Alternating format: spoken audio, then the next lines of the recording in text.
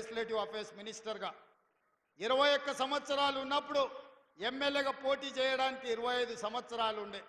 Vote హక్కు 18 సంవత్సరాలకు తగ్గించినప్పుడు ఎమ్మెల్యేగా పోటీ చేయడానికి 21 సంవత్సరాలు నిండితే ఎమ్మెల్యే ఎన్నికల్లో పోటీ చేసే విధంగా రాజ్యాంగాన్ని సవరించమని మీ రెజల్యూషన్ మూవ్ చేయండి. అసెంబ్లీలో ఏకగ్రీవంగా ఆమోదం పొందిద్దాం. ఎందుకంటే 21 సంవత్సరాలు నిండినోళ్ళు ఐఏఎస్లు ఐపీఎస్లు జిల్లాలను నడుపుతున్నప్పుడు మా యువకులు 21 సంవత్సరాలు నిండినాక ఎమ్మెల్యేలుగా రాణిస్తారని నాకు సంపూర్ణమైన విశ్వాసం ఉంది.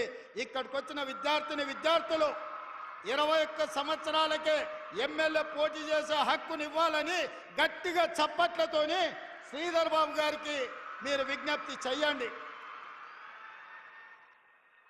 శ్రీధర్ బాబు గారు, మీరు గుర్తుపెట్టుకొని మా పిల్లల విజ్ఞప్తిని రేపు అసెంబ్లీలో మీరు రెజల్యూషన్ మూవ్ చేయాలి.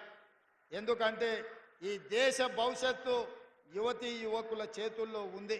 ఇవాళ ప్రపంచమే మన వైపు చూస్తున్నది. ఈ ప్రపంచానికి ఆదర్శంగా నిలబడాల్సిన బాధ్యత ఈ బాలల దినోత్సవం నాడు మన అందరి మీద ఉన్నది. అందుకే ఈరోజు ఇంత గొప్ప కార్యక్రమం, వేలాది మంది విద్యార్థులు ఇక్కడికి వచ్చి ప్రభుత్వం యొక్క ప్రస్తావిస్తున్న అంశాలలో పూర్తిగా వాళ్ళు ఇన్వాల్వ్ అయి భాగస్వాములుగా మారి ఒక అద్భుతమైన కార్యక్రమాన్ని ఏర్పాటు చేసింది.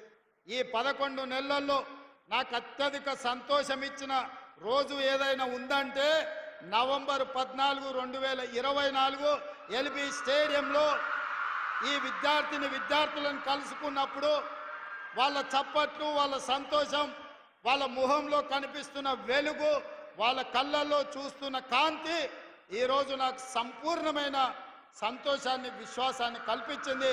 వీళ్ళే రేపటి తెలంగాణ భవిష్యత్తు, వీళ్ళే రేపటి తెలంగాణ పునర్నిర్మాణంలో భాగస్వాములు. వాళ్ళ భవిష్యత్తును మనం బాధ్యతగా నిర్మించాలి. ఆ బాధ్యత మన అందరం తీసుకుందామని తెలియజేస్తూ ఈ విద్యార్థుల దగ్గర నేను సెలవు తీసుకుంటున్నా. మా టీచర్లకు అందరు కూడా నా సూచన, జాగ్రత్తగా అందరినీ వెనక్కి తీసుకెళ్ళండి. వాళ్ళకు కావాల్సిన అన్ని అవసరాలు రాష్ట్ర ప్రభుత్వం పరిష్కరిస్తుందని తెలియజేస్తూ మీ అందరి దగ్గర సెలవు తీసుకుంటున్నా.